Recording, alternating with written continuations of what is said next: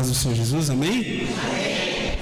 Eu não vou fazer aquele discurso de que minhas pernas estão tremendo, minha mão está suada. Não precisa, né? O irmão já sabe, me conhece. E eu confesso aos irmãos que eu não tinha ideia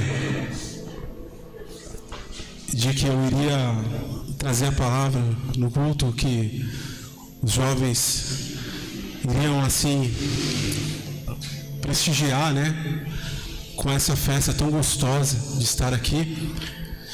E eu sou muito grato, né, e tenho um carinho muito grande pelo grupo dos jovens, que eu me lembro que lá atrás, quando eu estava fora dos caminhos do Senhor, um dia eu entrei, sentei num banco como este, e uma coisa que me chamou muito a atenção foi a alegria que os jovens cantavam.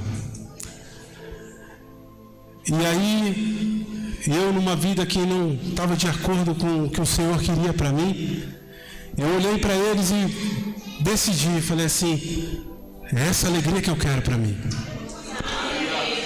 É essa alegria que eu quero para mim. Eu quero ter essa alegria no meu coração, porque não é uma alegria passageira. Quando eu venho aqui, eles estão sempre sorrindo, estão sempre cantando, e eu quero essa alegria para mim. E aí eu resolvi fazer parte da casa do Senhor. E aí eu fui ficando e estou até hoje, graças a Deus. E os meus filhos estão aqui na casa do Senhor. E os filhos dos meus filhos estarão aqui na casa do Senhor. Eu creio. Aleluia. O Senhor, Ele me deu uma palavra. Foi na quinta-feira que nós viemos aqui orar. E a princípio, eu fiquei pensando, será que realmente é de Deus? Mas o que eu quero dizer a você é que quando você coloca algo no seu coração, um propósito que é para adorar ao Senhor, Ele te dá o direcionamento. Aleluias. E quando a gente começou a orar por esse propósito, o Senhor vem confirmando e veio confirmando. E assim eu tive muita experiência com o Senhor, porque quando nós estávamos aqui orando, eu fiquei pensando, irmãos, quando a gente vem num culto como esse, nós estamos trazendo o nosso espírito para ter contato com o Pai Celestial. Você crê nisso? Porque nós saímos daqui alimentados, nós saímos daqui felizes por ter louvado ao Senhor. Mas quando nós viemos na quinta-feira com o destino aqui de apenas orar ao Senhor, nós estamos nos condicionando a ter um relacionamento com o Espírito Santo. E você, quando tem um relacionamento com o Espírito Santo, você se torna imparável. O diabo, ele sabe da força que tem o poder da oração, e por isso ele faz de tudo para que a gente não ore. Não é assim? E quando você está num culto, é como se você estivesse numa multidão onde você sabe que Jesus está ali na frente, e é muito bom. Mas quando você vem para uma oração, é como se você estivesse com Jesus no mesmo ambiente que você, para você falar para Ele o que você tem preocupação, aquilo que tem te afetado. E isso é maravilhoso, você poder saber que você tem livre acesso ao Pai. E aqui agora eu gostaria de ler com você um pouquinho da Bíblia. Hoje a gente tem alguns versículos para compartilhar. E eu adianto a você que eu sou apaixonado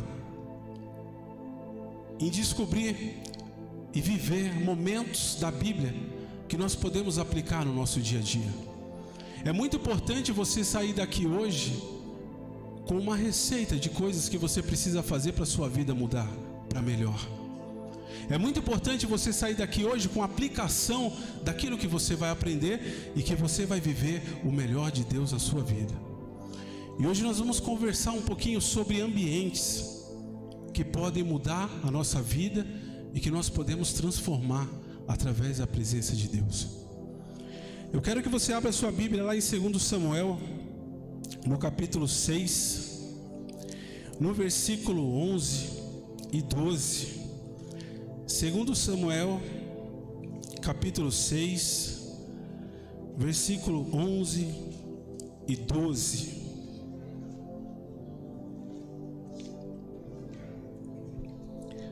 Eu vou ler.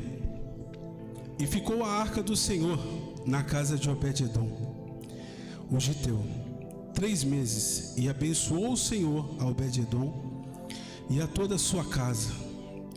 Então avisaram a Davi, dizendo: abençoou o Senhor a casa de Obed-edom e tudo quanto tem por causa da arca de Deus. Foi, pois, Davi e trouxe a arca de Deus para cima da casa de Obed-edom, a cidade de Davi, com alegria. Irmãos, enquanto nós estávamos aqui na oração, podem sentar. Senta glorificando ao Senhor, porque Ele é digno. Enquanto nós estávamos aqui na oração, Paulo até comentou algo sobre essa palavra, mas eu quero fazer aqui um resumo rápido e uma análise, para que a gente possa então ter aqui um discernimento daquilo que virá após essa leitura. Naquela época, Davi ele teve o desejo de trazer a arca do Senhor da casa de Abinadab. E naquele momento que ele decidiu, ele se preparou com o melhor que ele tinha. A Bíblia relata que ele preparou um carro de boi e fala um carro novo. Repita comigo, novo. Quando a gente entende que é algo novo, a gente entende que é algo especial, algo bom, não é assim? E aí, quando Davi ele está trazendo aquela arca, ali acontece do boi tropeçar, e quando ele tropeça, Uzá, que era o filho de Abinadab, coloca a mão para amparar, e ali o Senhor fere ele e ele morre. E Davi ficou muito triste com essa situação. E aí nós paramos para analisar o contexto, e nós começamos a perceber que Davi teve uma atitude de deixar a arca, que representava a presença de Deus, na casa de Obed-edom. E aconteceu ali que durante 3 meses que estava ali, Obed-edom foi muito abençoado. E aí a gente começa agora a verificar que ele ficou 3 meses com a arca e foi muito abençoado. E Abinadab já estava com a arca há 20 anos. E você não vê relatos que Abinadab foi tão abençoado como Obed-edom.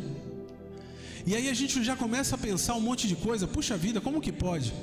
Ele ficou apenas 3 meses com a arca que representava a presença de Deus, e o outro ficou 20 anos, mas a gente vê que Obed-edom foi super abençoado.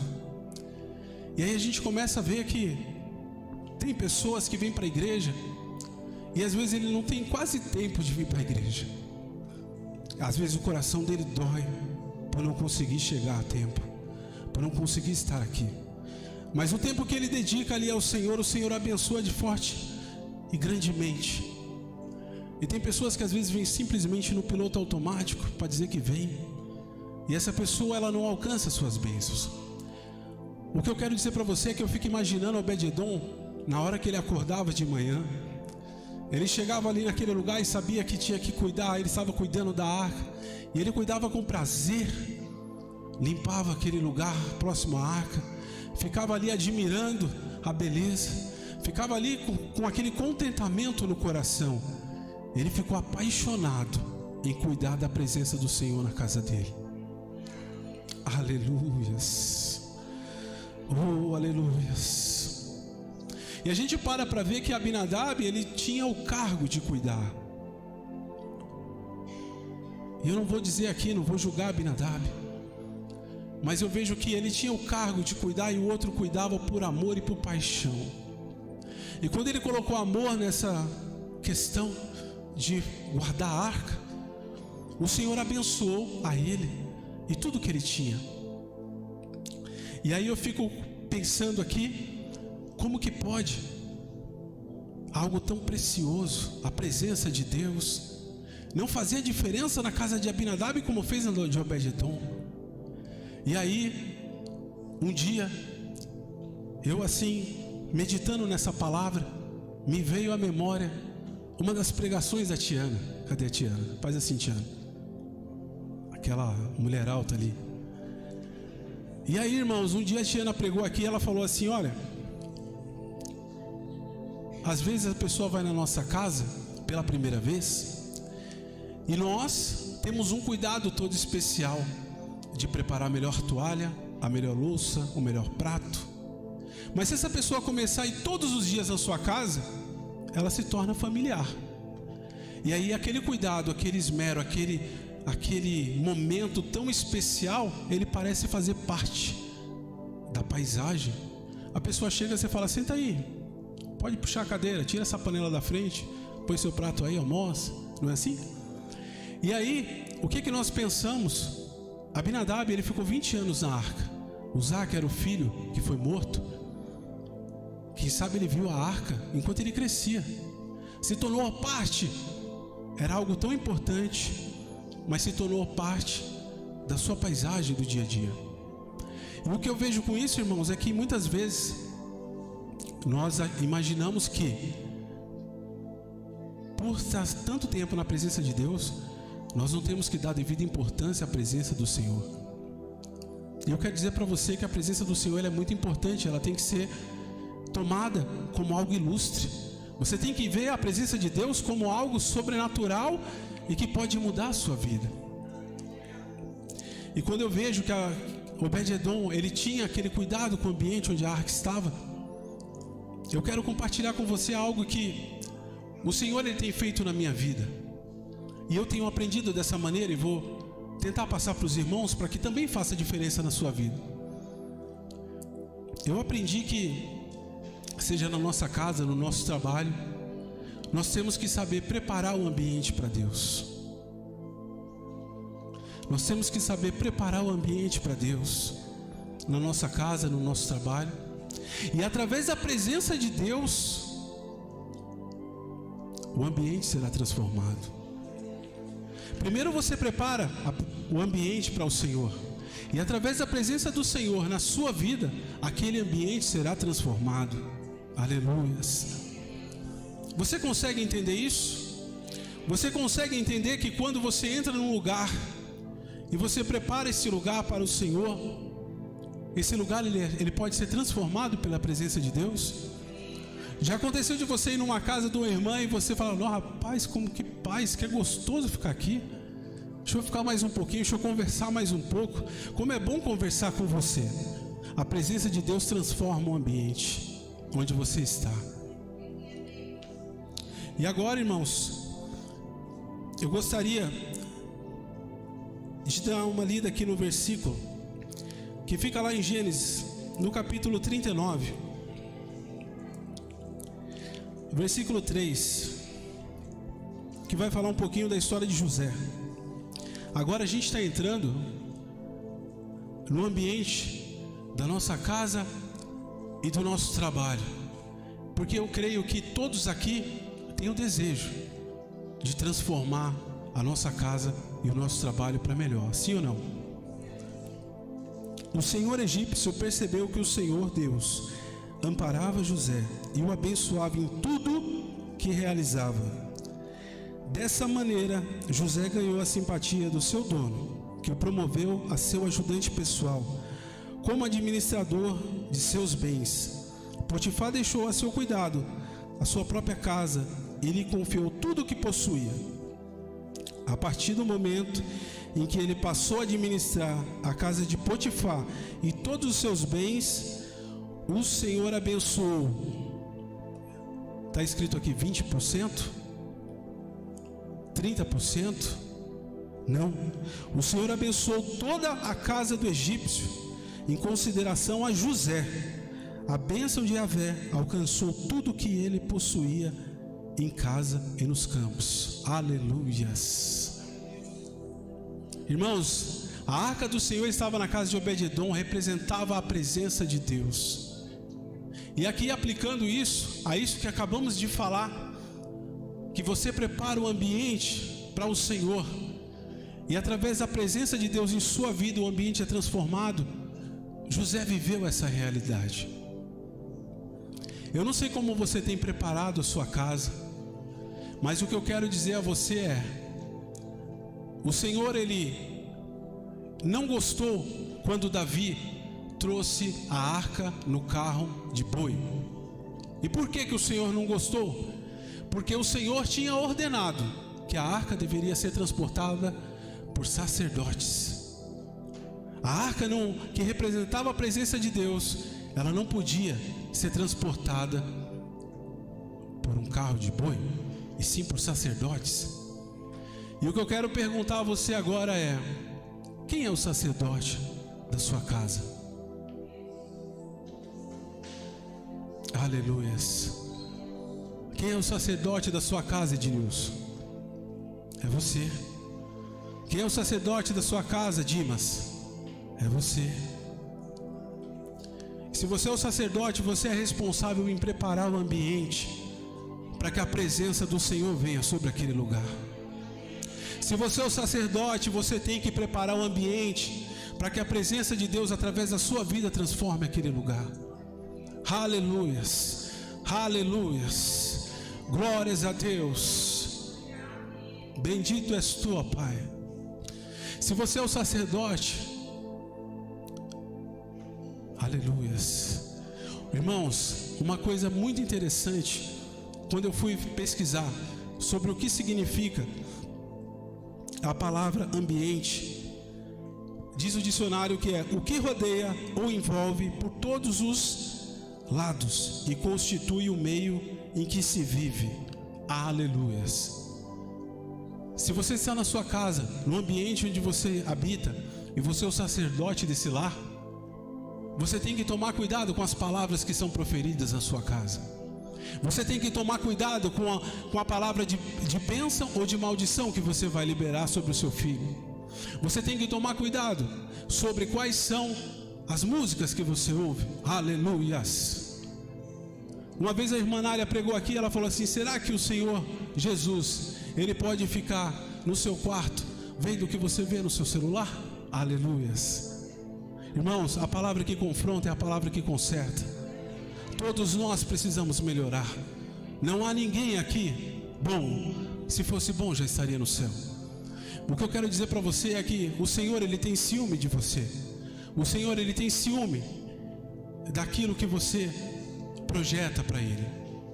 E uma das coisas que eu aprendi é que se você coloca diante de Deus a sua vida consagrada, as suas músicas consagradas ao Senhor, o seu trabalho consagrado ao Senhor, Ele vai abençoar.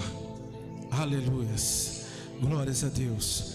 E quando nós vemos aqui um pouquinho da vida de José, José tinha sido transportado como escravo. José tinha sido levado para uma terra estranha. Ele foi vendido pelos seus irmãos, caiu numa cova, não estava mais próximo do amor do seu pai. Ele tinha tudo para ser uma pessoa que falasse assim: poxa, até ontem eu estava aqui sonhando que eu ia governar e agora eu estou sendo escravo. Ele tinha motivos para pensar dessa forma. Mas quer saber de uma coisa? José olhou e agarrou a oportunidade que ele teve. E quando você está no seu trabalho, de repente você olha e fala assim: puxa vida, eu deveria estar fazendo algo melhor. Isso aqui não é para mim. Eu deveria estar numa posição melhor. Eu quero dizer para você, irmãos, que não importa qual é a sua função. O que importa é a gratidão que você tem no coração por aquilo que Deus colocou na sua mão. O que importa é com qual gratidão você agradece ao Senhor todos os dias da sua vida pelo sustento que Ele tem colocado na sua mesa. O que importa é que quando você deita no seu travesseiro, você olha e fala: Deus, obrigado. Obrigado, Senhor, por mais esse dia. Apesar do cansaço que eu tenho, eu sei que o Senhor é o Deus glorificado na minha vida. Eu sei que é o Senhor que tem cuidado da minha família. Eu sei que o Senhor é o Deus que tudo pode e vai continuar me ajudando. Irmãos, quando a gente pensa de forma errônea, que de repente você não deveria estar fazendo isso, que você de repente tem uma vida que não é tão boa, saiba que a vida que de repente você amaldiçoa poderia ser bênção para muita gente aí fora. Saiba que aquilo que você de repente não dá valor, muita gente aí fora está querendo. Uma vez eu falei para um japonês que tem lá onde eu trabalho, E eu falei para ele, ele é o dono do prédio onde eu estou, né? Que é alugado.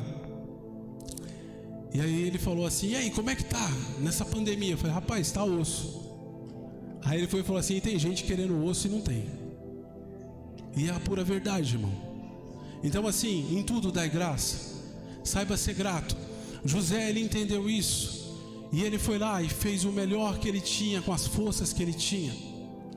E aí você vê que a mulher de Potifar armou para ele, e ele foi parar na prisão de novo. E aí você vê que José, ele era um homem completamente comprometido. E no momento que o capitão da prisão falou assim, olha, vai vir 2 aí do copeiro do rei, eles vão entrar na prisão, você cuida deles. Bastou. José acompanhou aqueles homens dias após dias.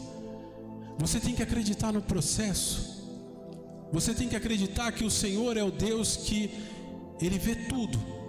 E José, quando viu aquela oportunidade, não pensou 2 vezes. Um dia aqueles homens estavam tristes, e José percebeu e falou, vem cá, o que está acontecendo? Por que vocês estão tristes?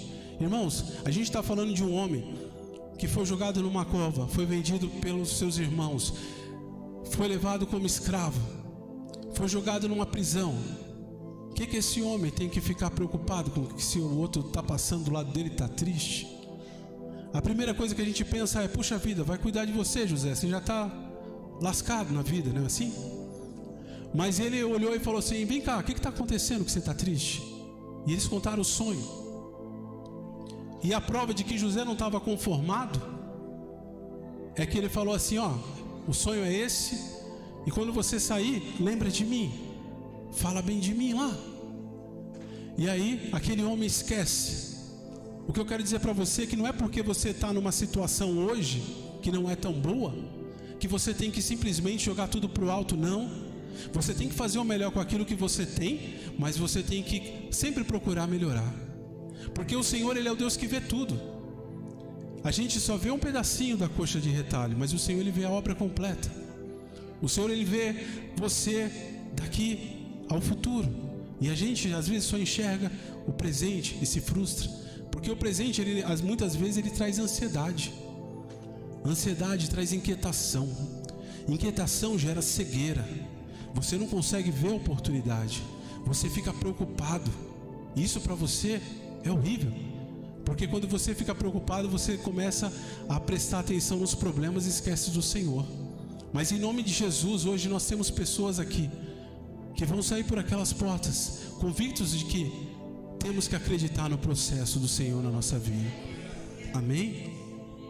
Irmãos, finalizando, estou encerrando já, mas eu queria agora, que a gente já falou da nossa casa, nós já falamos do nosso trabalho, eu queria falar um pouquinho com você a respeito da nossa igreja, da sua vida numa comunidade como essa, onde nós podemos louvar e bendizer o nome do Senhor. E aí eu vou levar você para ler junto comigo, lá em 1 Samuel, capítulo 1, 17. Eu vou ler para não tomar muito tempo. 1 Samuel 1, 17. Então respondeu Eli e disse, vai em paz, e o teu Deus de Israel conceda a tua petição que lhe pediste. E disse ela, ache a tua serva graça em teus olhos. Assim a mulher se foi em seu caminho e comeu, e o seu semblante já não era triste. Aleluias, glórias a Deus por a sua palavra, Jesus. Irmãos, Deus, Ele pode abençoar você lá no sofá? Sim ou não? Sim, Ele é Deus. Ele pode abençoar você lá procurando um filme na Netflix? Sim, Ele é Deus. Mas existem palavras que são liberadas aqui no altar. Existem palavras que são liberadas aqui nesse ambiente de bênção. E uma das coisas que nós percebemos é que Ana estava ali atribulada, triste, chateada, porque não conseguia a sua bênção. Mas uma vez que Ele liberou sobre ela essa palavra, ela saiu dali, comeu, e o seu semblante não era mais triste. E o que eu quero dizer para você é que às vezes você vê uma irmãzinha que está ali, poxa vida, está com tanto problema, mas você sempre vê ela rindo, não é assim? Às vezes ela ouviu uma palavra, assim como Ana, e a palavra do Senhor lá em Provérbios vai dizer que o coração alegre formoseia o rosto. Aleluias. Você tem que ter contentamento na presença de Deus. Você tem que entrar num lugar como esse aqui, sentindo vontade de abraçar ao Senhor, sabendo que Ele está aqui. Aproveitar cada oportunidade para dar um glória a Deus, para dar um aleluia, porque você não sabe o que vai acontecer quando você chegar lá fora. E tudo que você faz fica no memorial de Deus. E essa mulher, ela se alegrou com essa palavra e ela foi para casa contente, feliz. Ela simplesmente confiou, ela sabia que precisava de algo. E uma vez que você ouve a palavra aqui, você toma aquilo para si, o Senhor, Ele confirma: o que é ligado aqui é ligado no céu. E que você possa ter esse desejo. Lá em 1 Samuel, no capítulo 2, 18, contando ainda a história de Ana, vai falar o seguinte: porém Samuel ministrava perante o Senhor, ainda muito jovem, vestido com a éfode de linho, e sua mãe lhe trazia uma túnica pequena, e de ano em ano lhe trazia quando seu marido subia a sacrificar o sacrifício anual. E ali abençoava a Eucana, a sua mulher, e dizia: o Senhor te dê semente desta mulher, pela petição que fez o Senhor, e voltavam ao seu lugar. Visitou, pois, o Senhor a Ana, concebeu e teve 3 filhos e 2 filhas, e o jovem Samuel crescia diante do Senhor. Irmãos, é uma rotina de glória. Você tem que acreditar que você, quando entra por essas portas, você não sabe qual que é o dia que a palavra de vitória vai ser liberada para a sua vida. Você não sabe qual que é a oração que o pastor vai levantar as mãos e a sua bênção vai ser liberada sobre a sua vida. Você não sabe qual é o dia que você vai ouvir no seu ouvido: filha, é só até aqui, a partir de agora é só vitória. Você não sabe qual é o dia que você vai entrar por aquela porta e você vai receber um abraço e falar assim: olha, Deus te mandou aqui hoje para ouvir que a sua vitória está chegando. Você não sabe qual é esse dia. Então qual que é a sua rotina? É uma rotina de vitória, é uma rotina de vir para a igreja. Chega no trabalho, a pessoa pergunta: puxa, você vai para a igreja quando? Eu vou todo domingo. Todo domingo? Todo domingo. Eu não sei qual que é o dia que o Senhor vai me abençoar. Quem sabe é hoje, quem sabe é amanhã. Eu tenho que estar aqui na brecha, esperando o momento certo para o Senhor abençoar. Aleluias. E eu queria também comentar a respeito dos jovens. Aleluias. Vocês ainda não entendem, mas aqui a gente vê que Samuel crescia diante do Senhor. E muitas vezes a gente, quando é mais jovem, a gente acredita que a gente faz parte do grupo para cantar, mas o Senhor, Ele já tem um plano traçado na vida de vocês. Muitas pessoas vão entrar por aquelas portas porque vocês convidaram. Muitas pessoas vão receber a cura pelas mãos que vocês levantaram para orar. Muitas pessoas vão parar de ter aquela ideia de cometer suicídio por uma palavra que você falou. Porque a forma que nós falamos quando você já está ficando velho não é a mesma forma que você fala. Você tem um jeitinho todo especial de falar com aquele que é da sua idade, não é assim?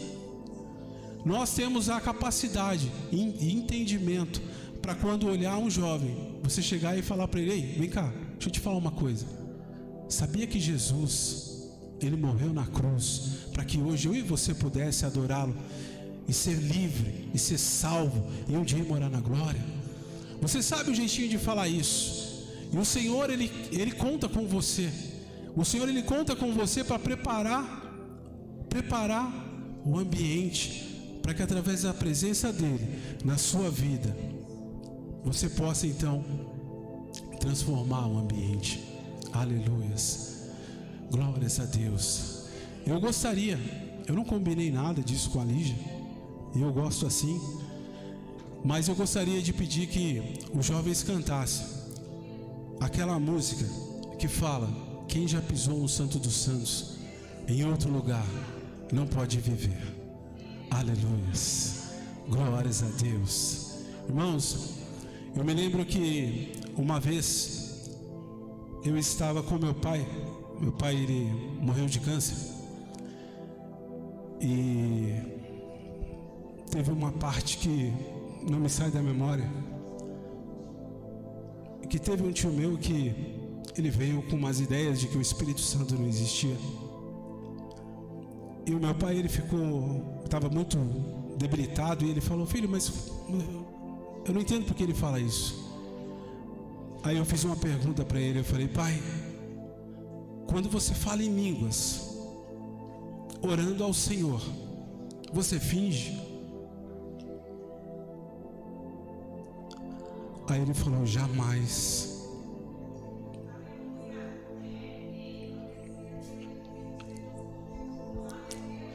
Uma vez que você é tocado pelo Espírito Santo, existe um antes e um depois. Uma vez que o Espírito Santo ele toca na sua vida, existe um antes e um depois. Por mais que um jovem ele aprenda e sinta a presença do Espírito Santo, e ele saia, e ele vai para as festas, e ele faz de conta que não existe nada além do mundo lá fora. Em algum dado momento, quando aquela euforia baixar, ele vai lembrar que o lugar dele é aqui. Aleluias. Porque o Espírito Santo ele traz a memória. Você foi marcado pelo Espírito Santo. Não tem como revogar, não tem como você falar assim: ah, mas poxa vida, eu agora não quero mais saber de nada. O Senhor, ele te procura onde você estiver, ele vai te ver. Aonde ele estiver, a palavra do Senhor vai ecoar no seu coração, dizendo assim: ei, volta para mim. Ei, eu sinto a sua falta. Ei, eu quero você lá cantando, aleluias. Ei, eu sinto falta da sua voz louvando a mim. Oh, Espírito lá, esse Deus é lindo. Ele pretende ter intimidade com você. Você pode mudar uma geração se você se disponibilizar nas mãos do Senhor. Você pode mudar uma vida. Você pode dar uma palavra que você nem imagina que você vai falar. Uma vez eu estava na lotação, eu lembro que eu estava vindo para como é que chama? O congresso. E uma das vezes que eu estava indo no metrô, eu vi uma jovem numa visão. E eu nunca tinha acontecido aquilo comigo. Eu tomei um susto porque eu conhecia ela do trabalho, mas eu não sabia da vida dela. E um dia eu falei para ela assim: olha, eu vou te falar uma coisa. E eu corri atrás dela porque eu não tive coragem. Ela veio até mim e como nunca tinha acontecido comigo, eu falei assim, estava naquele congresso, naquela euforia, coisa boa, né? Sentindo a presença de Deus. Deus me deu essa visão. E aí eu vi a jovem e falei: eita, ela tá aí, rapaz, e agora? Como é que eu vou fazer? Eu não tenho coragem e tal. E ela foi embora.